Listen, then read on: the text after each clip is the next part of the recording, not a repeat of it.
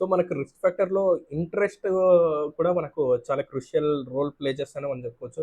ఎందుకంటే fixed bonds ఏదైతే ఉన్నాయో, లేదంటే ఫిక్స్డ్ ఇన్వెస్ట్‌మెంట్స్ ఏవైతే ఉన్నాయో, ఐదర్ ఆర్‌బీఐ ఇంట్రెస్ట్ రేట్స్ పెంచడం గాని, తగ్గించడం గాని చేసినప్పుడు ఏదైతే ఫిక్స్డ్ ఇన్వెస్ట్‌మెంట్స్ లేదా బాండ్స్ ఉంటాయో, వాటిని పక్కాగా చేంజెస్ జరుగుతూ ఉంటాయన్నమాట. సో, అలాంటి టైంలో ఏంటి ఆర్‌బీఐ వల్ల కూడా మనకేంటి ఒక రిస్క్ ఫ్యాక్టర్ అనేది ఉంది. ఆర్‌బీఐ నుంచి డైరెక్ట్‌గా కాదు. ఆర్‌బీఐ ఇచ్చే ఇంట్రెస్ట్ రేట్స్ మీద వల్ల కూడా మనకు ఒక రిస్క్ ఫ్యాక్టర్ అనేది ఉందన్నమాట. సో, మనం దాన్ని కూడా కవరప్ చేసుకోవాలి. ఏదైతే ఈ ఇంట్రెస్ట్ అనేది ఉందో, బ్యాంక్ ద్వారా మనకొచ్చేది లేదంటే బ్యాంక్ రేట్ ఆఫ్ ఇంట్రెస్ట్ ఏదైతే ఉందో, సో దాన్ని కూడా మనం కన్సిడర్ చేసుకొని మన యొక్క రిస్క్ ఫ్యాక్టర్‌ని చూసుకోవాలనమాట.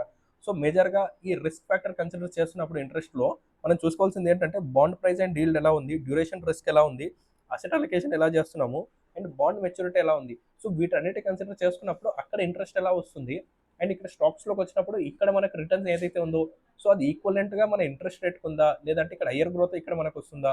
సో ఇలా కంపారిటివ్‌గా చేసుకున్నప్పుడు మనకి ఏది తీసుకోవాలి ఇన్వెస్ట్‌మెంట్ ఆప్షన్స్ అనేది చాలా బెటర్‌గా హెల్ప్‌ఫుల్ అవుద్దనమాట.